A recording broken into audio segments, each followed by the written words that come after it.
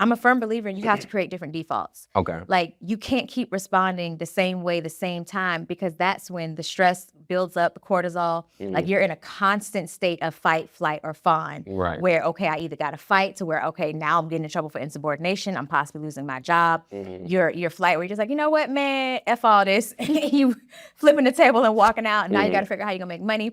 Or fawn where you just freeze, where you cannot function. You cannot move forward. You're stuck in a perpetual loop, right? So the first thing is to figure out, hey, does this particular person in this particular instance, in this particular circumstance, do they mean me harm? That's number one. And is it, and again, this is where we gotta, tell ourselves the truth a little bit. Do they mean me harm, or am I perceiving it as them meaning me harm? Because those are two different things. Depending on or based on whatever it is that you come back with, the first step, as I always tell people, is you want to create a different default. If you know that dealing with certain people causes major anxiety for you, you are going to want to come up with ways that help you calm your nervous system, because your nervous system feels like it's under attack. And so now you're spazzing out.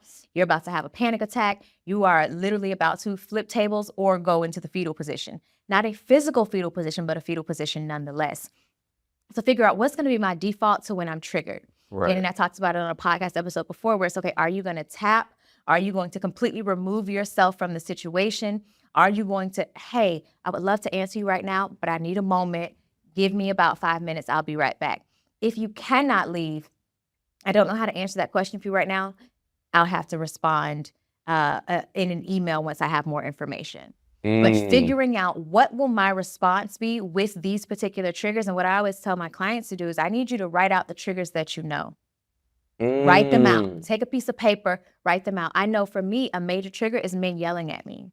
Really? If you yell at me, I was in an abusive marriage. Okay. If you yell at me, I will either one or two things, go into a fawn where I freeze and go into not a physical, but an emotional fetal position, or I will fight.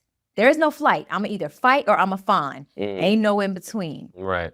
So for me, it's a trigger. If you start raising your voice, I don't like it. Don't talk to me that way. Because to me, it means you're only a moment away from hitting me.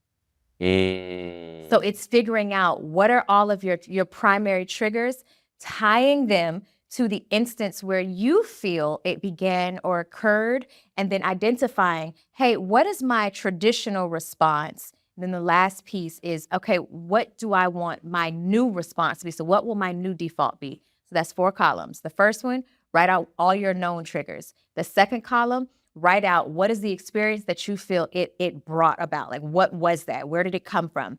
That third column, how you normally respond. And then that last column, what you want your new default to be, or what you're going to try, because life is about trying. You don't have to be perfect, but you do have to try some shit. Try to figure out, okay, if normally I fawn, now what I do, because I've done quite a bit of work, I'll tell them, hey, yelling at me will never get you the response you want. I am not going to respond the way you hope. You will need to speak to me a different way, or you'll never need to speak to me again. You get to choose. Boundaries. And can I add to that? No, Of course. Of course. Come on. I want to add to when you talked about like what's something you can do. We talk a lot about breath work. And I am like, I need like a shirt. Like I need like something to be like, breathe. Like I'm probably gonna tattoo. Breathe so you can think. Breathe. I tell my daughter, my 3-year-old, I've been telling her that since she was 1. Like breathe so you can think. There's so much power and value in taking a deep breath. It sounds it just sounds like it's something that's just like, oh yeah, take a deep breath.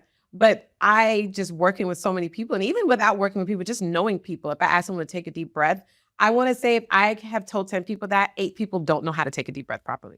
Really? We all assume that we know how to breathe properly when you need to take a deep breath, but most people don't know how to really take a deep breath. And You should show us now. And I will, but so many people are walking around not breathing properly and not even just knowing how to send oxygen to parts of their body, to their brain, to parts that may feel painful or aches in your body. You can literally send breath.